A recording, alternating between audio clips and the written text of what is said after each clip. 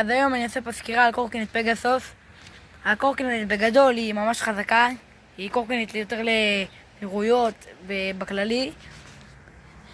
אז הקורקינט מגיע לנו עם שתי בולמים, אחד מקדימה, ממש טובים, אחד מאחורה. יש לנו פה מסך ממש צג צבעוני, נדלק עם צ'יפ NFC חכם, רואים? נדלק. ובכללי יש פה לדים, אבל לא יודע, זה לא עובד לי כי אולי בגלל הקפיצות.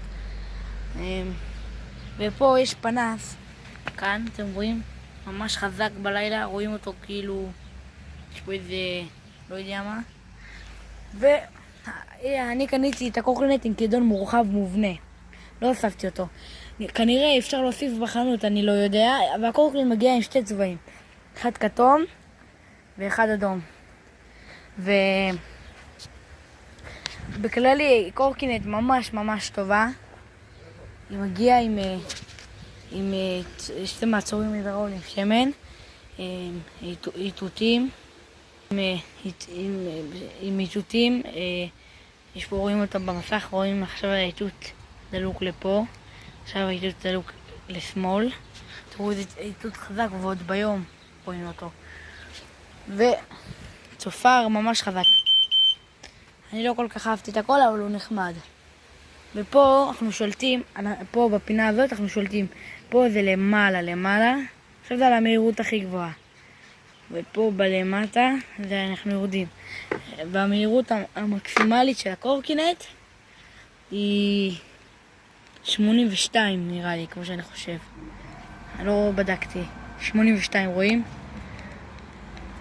ממש קורקינט טובה.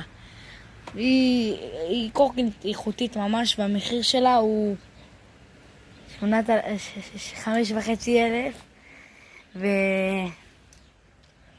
קיצור, ואפשר גם להרים את ההגה פה, כמו שאתם רואים. יש פה קיפול כזה ממש חזק, אני לא יכול עם יד אחת. קודם עשיתי סרטון ואז הוא לא יצא טוב, אבל לקח לי שעה. רגע, אני אחזור לכם. הנה, פתחתי את הקורקינט, עכשיו זה יכול להרים עד לגובה כזה, רואים? ממש גבוה. אני לא ממליץ כי זה לא כיף, ולא ממליץ לעשות את הווילי. היא ממש טובה לווילי, אבל זה ממש מסוכן, לא שווה את זה הורס את המעצור האחורי, את הדיסק. וכל קורקינט אחרי זה אל תתפללו אם זה לא יוצר לכם, בגלל זה. והכי חשוב בקורקינט, המתלה לשקיות. ושכחתי להגיד לכם, פה זה מקום לעוד מנוע. אם אתה לוחץ פה, יש אפשרות להוסיף עוד מנוע בחנות, אבל יקר ממש. תראו את האיתותים איזה חזקים.